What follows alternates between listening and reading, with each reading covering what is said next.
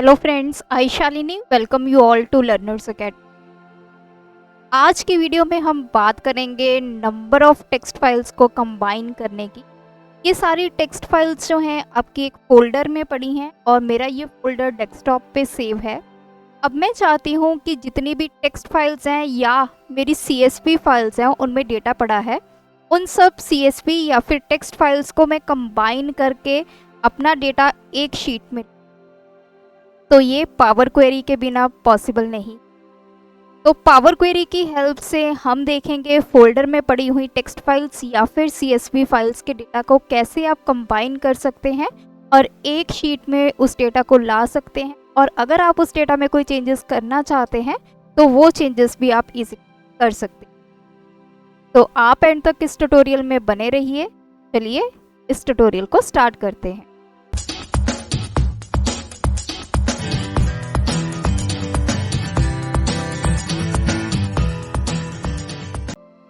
जैसा मैंने आपको बताया कि मेरे पास डिफरेंट फाइल्स पड़ी हैं, टेक्स्ट फाइल्स भी हैं, CSV फाइल्स भी। तो अब मैं चाहती हूँ कि उन टेक्स्ट फाइल्स में जो डेटा पड़ा हुआ है उन सबको मैं कंबाइन करूँ और एक शीट में वो डेटा आ जाए। मेरा जो फोल्डर है वो डेस्कटॉप पे पड़ा है, तो आप देख सकते हैं कि मेरा फोल्डर है क्लास 1 डेटा और इसमें आप देखिए डेजी एंड रोज 3 सेक्शंस की फाइल्स बनी हुई हैं, टेक्स्ट फाइल्स भी और साथ में CSV फाइल्स भी। तो अब मैं चाहती हूँ कि मेरी जो टेक्स्ट फाइल्स हैं वो सारी कंबाइन हो जाए और एक जगह पे डेटा मेरा आ जाए और जो जो चेंजेस उस डेटा में मैं करना चाहती हूँ वो मैं कर सकती हूँ। मैं आपको यहाँ पर CSV फाइल्स को कंबाइन करके दिखा रही हूँ। आप सेम प्रोसेस टेक्स्ट फाइल्स के ऊपर भी अप्लाई कर सकते हैं। तो देखिए कैसे इसको आपने कंबाइन करना है। सबसे पहले मैंने यहाँ पे एक ब्लैंक डॉक्यूमेंट ओपन कर लिया है। अब मैं जाऊँगी डेटा टैब में, यहाँ पर गेट डेटा फ्रॉम फाइल। अब जैसे मैंने आपको बताया कि जो मेरा डेटा है वो किस में पड़ा है, एक फोल्डर में पड़ा है, क्लास 1 डेटा नाम का फोल्डर है जो कि डेस्कटॉप पे सेव है। तो मैं फ्रॉम फोल्डर ऑप्शन को सिलेक्ट करूँगी, पर क्लास 1 डेटा को मैं सिलेक्ट करूँगी एंड ओपन। तो देखिए मेरा कनेक्शन जो है वो एस्टैब्लिश हो रहा है। ये देखिए जो डेटा मेरा है फोल्डर में जितनी भी फाइल्स पड़ी हैं, CSV भी है, टेक्स्ट फाइल्स भी हैं, एक्सेल की फाइल्स भी, तो ये सारी की सारी मुझे यहाँ पे डिस्प्ले हो गई हैं। तो अगर आप नीचे बटन देखें, फर्स्ट है कंबाइन। अगर मुझे इन सबको कंबाइन करना है तो मैं कंबाइन ऑप्शन पे क्लिक करूँगी, लेकिन मुझे अब सिर्फ यहाँ पर CSV फाइल्स को इकट्ठा करना है, उसके डेटा को कंबाइन करना है और शीट में डिस्प्ले करना है। तो मैं ट्रांसफॉर्म डेटा पे क्लिक करूंगी क्योंकि मुझे सिर्फ CSV फाइल्स चाहिए। मैं यहाँ पे फिल्टर लगाने वाली हूँ। तो जैसे ही मैं ट्रांसफॉर्म डेटा पे क्लिक करूंगी तो आप देख सकते हैं पावर क्वेरी एडिटर में डेटा आ चुका है। ये सारी फाइल्स ने उनकी एक्सटेंशन है, सब डेटा असेस्ड, डेटा मॉडिफाइड, ये सारे कॉलम्स आपको दिखाई दे। तो अब मुझे जैसे CSV फाइल्स नहीं चाहिए तो मैं यहाँ पे क्लिक करूँगी। यहाँ पे मैं टेक्स्ट फिल्टर पे जाऊँगी और इक्वल्स, और यहाँ पे जो मैं फाइल्स लेने वाली हूँ इक्वल्स दैट इज .csv। अगर आप टेक्स्ट फाइल्स लेना चाहते हैं तो आप यहाँ पे लिखेंगे .txt, उसकी एक्सटेंशन लिखेंगे और इसको करूँगी मैं ओके। तो देखिए जैसे ही मैंने फ़िल्टर अप्लाई किया तो आप देख सकते हैं सिर्फ वही फाइल्स अब यहाँ पे दिखाई दे रही हैं जिनकी एक्सटेंशन .csv। तो बाकी टेक्स्ट फाइल्स और एक्सेल की फाइल्स यहाँ होनी बंद होगी। अब इसकी एडवांटेज क्या है फ़िल्टर लगाने की। अब सपोज़ कीजिए लेटर ऑन मैं अपने फोल्डर में एक नई CSV फाइल ऐड करती हूँ या कोई टेक्स्ट फाइल ऐड करती हूँ, तो ऑटोमेटिकली जो पावर क्वेरी है उसका डेटा आपके यहाँ पे ले आएगी। आपको सारे स्टेप्स रिपीट करने की ज़रूरत नहीं। सिर्फ जो CSV, अगर आपने फ़िल्टर में CSV फाइल्स लिखा है तो CSV फाइल्स का डेटा यहाँ पे ऐड ऑन हो जाएगा। अगर आप टेक्स्ट फाइल्स को ऐड कर रहे हैं, आपने एक्सटेंशन .txt दी है तो सिर्फ टेक्स्ट फाइल्स ही यहाँ पे ऐड होंगी।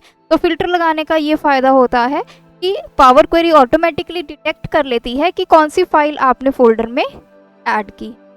तो अब ये मेरी एक्सटेंशन आ चुकी है अगर आप यहाँ पे देखिए कंटेंट, यहाँ पे बाइनरी और ये स्पेस है, इस पर मैं क्लिक करूँ तो आप नीचे देख सकते हैं इसने पूरी की पूरी फाइल होल्ड की है डेजी क्लास की।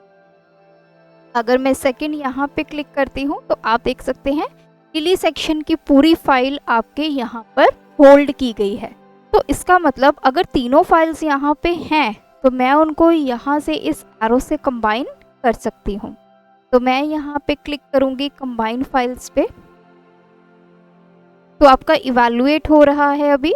तो आपकी तीनों फाइल्स जो हैं वो कंबाइन होके अब मुझे शो होंगी।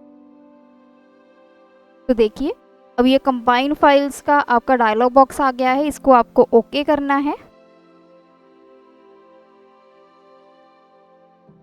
तो सारा डेटा आपका पावर क्वेरी एडिटर में आ चुका है। तो अब आप देख सकते हैं ये फर्स्ट 15 स्टूडेंट डेजी सेक्शन के हैं, नेक्स्ट आपके लिली के हैं, लास्ट 15 आपके रो सेक्शन का डेटा है। और अब आप देख सकते हैं ऊपर लिखा आ रहा है सोर्स नेम। तो अब मुझे थोड़े से चेंजेस अपने डेटा में करने हैं। सबसे पहले आप अपनी डेटा टाइप चेक करेंगे, डेटा टाइप अगर सही है तो अगर आप कोई और चेंजेस डेटा में करना चाहते हैं तो वो आप कर सकते हैं। अब जैसे यहाँ पे सोर्स नेम लिखा आ रहा है, मैं चाहती हूँ कि यहाँ पे सेक्शन लिखा है, तो या तो आप डबल क्लिक करके इसको चेंज कर लीजिए या फिर आप राइट क्लिक करेंगे और उसमें आपको ऑप्शन मिलेगी यहाँ पे रीनेम की, तो आप वहाँ से भी इसको रीनेम कर सकते हैं। अब ये मेरा रीनेम हो चुका है, लेकिन अब आप देखिए सेक्शन daisy.csv लिखा है। तो अब मैं चाहती हूँ कि जो CSV लिखा हुआ है इसके पीछे वो सारा यहाँ से हट जाए, सिर्फ सेक्शन का नाम डेजी या फिर रोज डिस्प्ले हो। तो उसके लिए मैं क्या करूँगी, इस सेक्शन पे मैं राइट क्लिक करूँगी, यहाँ पे है रिप्लेस वैल्यूज़, तो मैं रिप्लेस वैल्यूज़ पे क्लिक करूँगी। वैल्यू टू फाइंड, तो यहाँ पे मैं लिखूँगी .csv, देन रिप्लेस विद, मुझे रिप्लेस विद में कुछ नहीं करना क्योंकि मुझे यहाँ से सिर्फ CSV हटाना है। अगर CSV की जगह कुछ और लिखना होता तो आप रिप्लेस विद में लिख देते। सिर्फ यहाँ पे मैंने वैल्यू टू फाइंड में .csv लिखा और वो एम्प्टी स्पेस से रिप्लेस हो जाए, और इसको मैं करूँगी ओके। तो जैसे ही मैं ओके करूँगी तो आप देख सकते हैं ये जो सेक्शन नेम सिर्फ डेजी एंड रोज ये बच गया, जो पीछे .csv था वो आपका चला गया है। अगर आप इधर अप्लाइड स्टेप्स में देखें तो ये सारे वो स्टेप्स हैं जो आपके पावर क्वेरी ने करके दिए। तो अभी हमने रिप्लेस की है वैल्यू, तो देखिए लास्ट स्टेप आ गया है रिप्लेस्ड वैल्यू। अब डेटा मेरा बिल्कुल सही हो गया है, डेटा टाइप बिल्कुल सही है। तो अब मुझे क्या करना है, यहाँ पर इसको लोड करवाना है। तो मैं क्लोज एंड लोड ऑप्शन पे क्लिक करूँगी। तो जैसे ही क्लिक करूँगी सारा का सारा जो डेटा है मेरा वो यहाँ पे एक्सेल की शीट में एज अ टेबल आ जाएगा। तो देखिए ये डेजी स्टूडेंट्स हैं, then lily, then rose, total 45 आपकी रोज जो है डेटा वो आ चुकी हैं। तो यहाँ पर भी आप देख सकते हैं अदर क्वेरीज में class 1 data 45 rose loaded. In future आप अपनी CSV फाइल्स या फिर टेक्स्ट फाइल्स में कोई भी चेंजेस करते हैं तो वो सारे चेंजेस आपके यहाँ पे फाइनल डेटा में रिफ्लेक्ट बैक होंगे। सिर्फ आपने यहाँ पे राइट क्लिक करके इसको रिफ्रेश करना है। अब देखिए मेरे पास ये डेटा आ चुका है। तो अब मैं चाहती हूँ कि एक नया सेक्शन आ गया है मेरे पास मैरीगोल्ड, और इसका डेटा भी मैं इस फोल्डर में डाल देती हूँ। तो मैंने CSV फाइल अपने फोल्डर में डाल दी है। तो देखिए जैसे ही मैंने CSV फाइल फोल्डर में ऐड की तो पावर क्वेरी ने उसको क्या करना है, उसका डेटा फैच करके पर ऐड करना है। तो आप यहाँ पे जो अदर क्वेरीज है, क्वेरीज एंड कनेक्शन पे, इस पे राइट क्लिक करके इसको रिफ्रेश कर लीजिए, या फिर आपने डेटा में आप कर्सर रखिए, राइट क्लिक कीजिए और इसको रिफ्रेश कीजिए। तो मैं इसको रिफ्रेश करूँगी, ये देखिए तो टोटल आ गया है 60 रोज लोडेड। तो अगर मैं चेक करूँ नीचे तो देखिए एक नया सेक्शन ऐड हो गया है, दैट इज मैरीगोल्ड। तो ये अल्फाबेटिकल ऑर्डर में ऐड हो गया है, पहले daisy, then lily, then marigold, then rose.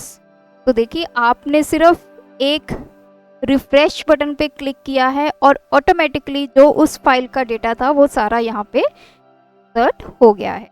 तो ये पावर है हमारे पावर क्वेरी की। आपको पावर क्वेरी में सिर्फ एक बार स्टेप्स को करना होता है, देन उसके बाद आपका जो पावर क्वेरी है ऑटोमेटिकली आपके लिए जो स्टेप्स हैं वो करके दे।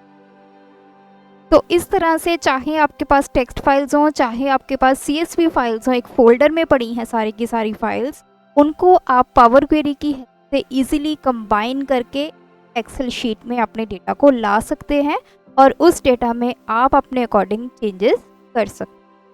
तो अगर आपको ये ट्यूटोरियल बेनिफिशियल लगा, हमें कमेंट करके ज़रूर बताइएगा। ऐसे और वीडियोस देखने के लिए मेरे चैनल को सब्सक्राइब कीजिए, वीडियोस को लाइक कीजिए, शेयर कीजिए। Thanks for watching my video, keep supporting us.